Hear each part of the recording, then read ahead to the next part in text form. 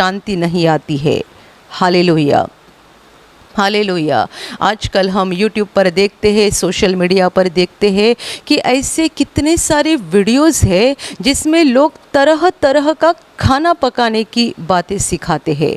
अलग अलग तरह की बातें, अलग अलग तरह का खाना और कितनी सारी बातें, कितनी सारी चीज़ें बनाने के बारे में सिखाते हैं। जब मैं शुरू में इन वीडियो को देखती थी, मुझे बड़ा आश्चर्य लगता था कि लोगों के पास भी इतना समय कैसा होता है कि इन वीडियो को देखते हैं और उसके अनुसार घर में खाना बनाते हैं या उस चीज़ों को बनाकर खाते हैं, और समय भी कैसा होता है और लोगों को क्यों इस बातों में इतनी दिलचस्पी है। जब बार बार मेरे मन में सवाल आ रहा था, मैंने प्रभु से पूछा और प्रभु ने मुझे जवाब दिया कि लोगों के दिल में शांति नहीं है और इसीलिए उनका शरीर भी शांत नहीं है। वे नई नई चीज़ें खाना चाहते हैं। क्यों? क्योंकि उनकी आत्मा पहले अतृप्त है और इसीलिए शरीर की तृप्ति बिल्कुल होती नहीं है। जैसे कि नीति वचन में लिखा गया है कि जिसको पैसा बहुत प्यारा लगता है उसकी पैसे से कभी भी तृप्ति नहीं होती है। जिस मनुष्य को पैसा बहुत प्रिय है उसकी पैसे से कभी भी संतुष्टि नहीं होती है। यानी कितना भी पैसा मिल गया तो भी उसे लगता है कम ही है। एक पूरा कमरा पैसे से भर गया तो भी उसको लगता है और एक कमरा भर जाना चाहिए। एक पूरी अलमारी पैसे से भर गई तो भी उनको लगता है ऐसी 10 अलमारी भर जानी चाहिए। जिसे पैसा प्यारा लगता है उसकी पैसे के साथ कभी तृप्ति नहीं होती है। बिल्कुल यही चीज़ जीवन के कितने सारे बातों के बारे में सच है। उनमें से ये भी एक बात है, खाने पीने की चीज़ें। लोग नया नया खाना पीना चाहते हैं। हमारे पूर्वज, हमारे जो बाप दादा है, वो जो चीज़ें खाते थे वो अभी हमको खाने को पसंद नहीं लगती है। हमें नई नई चीज़ें खाने को अच्छा लगता है। और कितनी सारे वीडियोज़ ऐसे YouTube पर है, लोग देखते हैं और उनके अनुसार बनाकर खाते हैं, ये सोचकर कि ये अच्छा है, वो अच्छा है, ये अच्छा है, वो अच्छा है।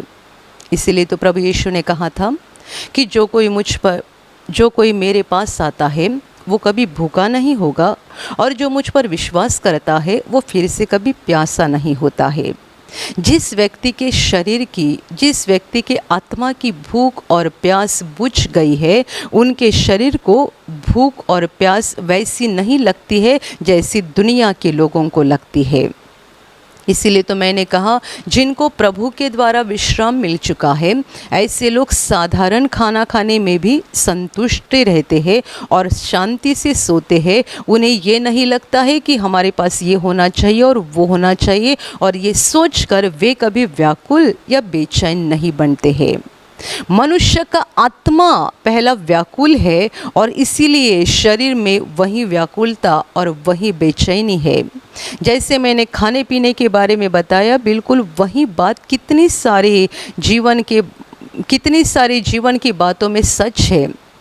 ये खाने पीने के बारे में जैसा सच है वैसा ही बहुत सारे बातों में सच है। कपड़ा, लोग एक बार कपड़ा लाते हैं, कुछ महीनों के बाद लगता है ये अच्छा नहीं है और दूसरा चाहिए और दूसरा चाहिए। अलग अलग कपड़ा, अलग अलग तरीके की गाड़ियाँ, अलग अलग तरीके के जेवर, अलग अलग सब कुछ नया नया अलग अलग तरीके का चाहते हैं। क्यों?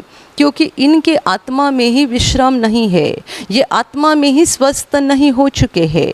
मेरे प्यारे भाइयों और बहनों, ध्यान में लेना कि हमें पहले आत्मा के विश्राम की ज़रूरत है। जिसके आत्मा को विश्राम मिल चुका है उसका शरीर भी शांत हो जाता है, उसके शरीर को भी विश्राम मिलता है और उसे भूख और प्यास बस एक ही की लगती है, परमेश्वर की। उसे पाने के लिए, उसको पाने के लिए, उसको हासिल करने के लिए, उसका प्रेम, उसका सामर्थ, उसका अनुग्रह, उसकी कृपा पाने के लिए मनुष्य को प्यास और भूख लगती है। दुनिया की बातों की प्यास और भूख हमेशा के लिए ख़त्म हो जाती है। Hallelujah, hallelujah, hallelujah. हालेलुया। मेरे प्यारे भाई और बहनों, हमें प्रभु यीशु पर विश्वास करके आत्मा का विश्राम पाना है।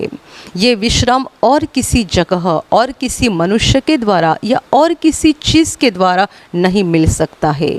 हम ये नहीं सोच सकते कि ये चीज़ मुझे मिलेगी तो मुझे विश्राम मिल जाएगा, ये चीज़ मुझे मिलेगी तो मैं शांत हो जाऊंगा। नहीं हो सकता है। इसीलिए तो प्रभु खुद के बारे में बता रहा है, मेरे पास आओ, मैं तुम्हें विश्राम दूंगा। वो ना किसी मनुष्य की गारंटी दे रहा है, ना किसी जगह की, ना किसी चीज़ की गारंटी दे रहा है, बल्कि वो अपनी गारंटी दे रहा है।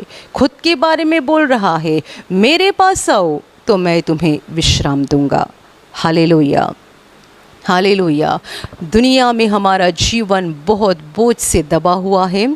दुनिया में हमारा जीवन कष्ट और दर्द से भरा हुआ है, पर हमारे लिए खुशी की बात यह है कि परमेश्वर ने अपने इकलौते पुत्र को यीशु मसीह को धरती पर भेजा है, और जितने उसके पास आते हैं उनको दोबारा भूख नहीं लगती है, और जितने उस पर विश्वास करते हैं उनको दोबारा प्यास नहीं लगती है, क्योंकि प्रभु उनकी आत्मा की भूख और प्यास को मिटा देता है।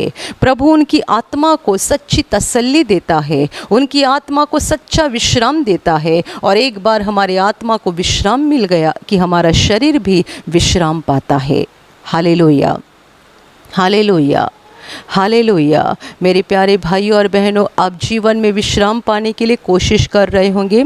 आप सोच रहे होंगे कि क्यों मेरे जीवन में शांति नहीं है। मैं इतनी मेहनत कर रहा हूँ, इतनी कोशिश कर रहा हूँ और इतने सारे रास्ते ढूंढ रहा हूँ, तो भी मेरे जीवन में सच्चा विश्राम क्यों नहीं है, मेरे जीवन में सच्ची शांति क्यों नहीं है।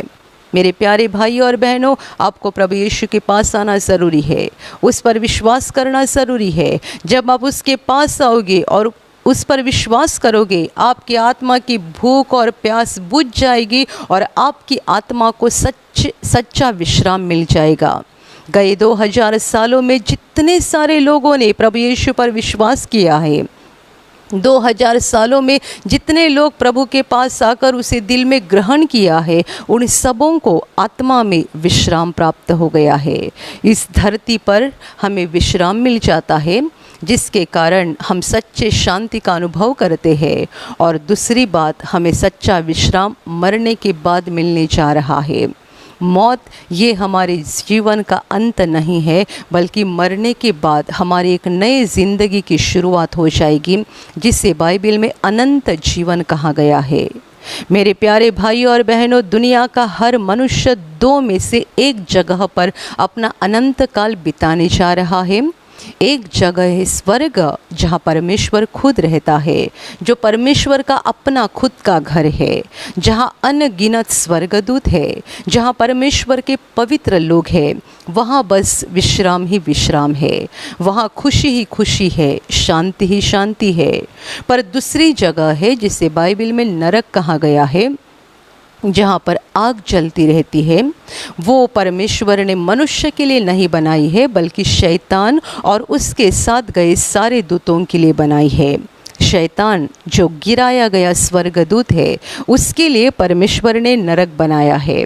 पर जितने सारे लोग मरते दम तक परमेश्वर के पास आना नहीं चाहेंगे और परमेश्वर की इच्छा के अनुसार चलना नहीं चाहेंगे, बल्कि उस दुष्ट शैतान के ही इशारे के अनुसार चलते रहेंगे और उसका ही हाथ पकड़कर आगे बढ़ते जाएंगे, उनके लिए और कोई उम्मीद नहीं है, उनके लिए और कोई आशा नहीं है। उनकी जगह वही है जो परमेश्वर ने शैतान के लिए बनाई है। वहाँ जाकर अनंत काल उनको दंड भुगतना पड़ेगा।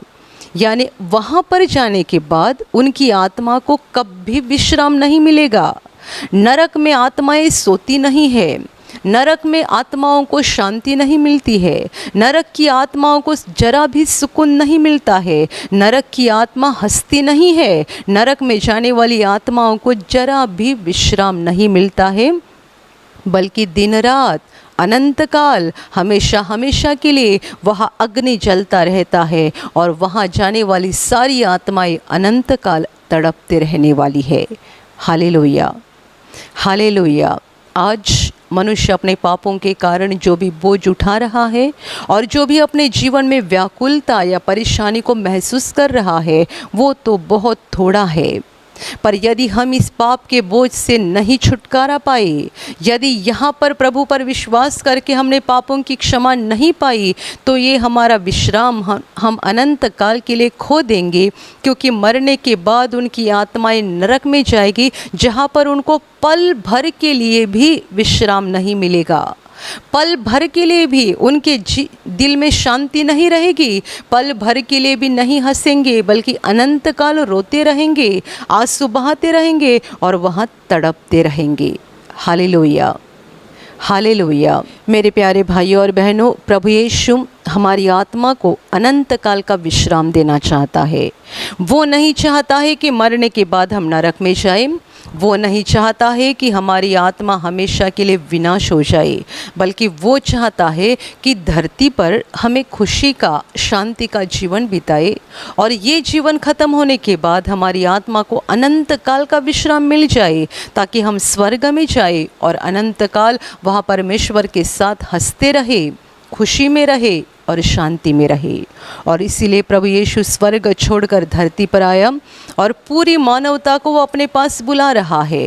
दुनिया के हर मनुष्य को, चाहे वो किसी भी जाति का हो, किसी भी धर्म का हो या किसी भी देश का रहने वाला हो, हर मनुष्य को प्रभु कहता है, हे सब परिश्रम करने वालों और बोझ से दबे हुए लोगों, मेरे पास आओ, मैं तुम्हें विश्राम दूंगा। इस धरती पर वो हमें विश्राम देने के लिए तैयार है, और धरती का जीवन खत्म होने के बाद स्वर्ग का अनंत जीवन देकर वहाँ अनंत काल का विश्राम देने के लिए भी वो तैयार है। Hallelujah, hallelujah, hallelujah. फैसला हमारे ऊपर है। परमेश्वर कभी किसी के ऊपर ज़बरदस्ती नहीं करता है।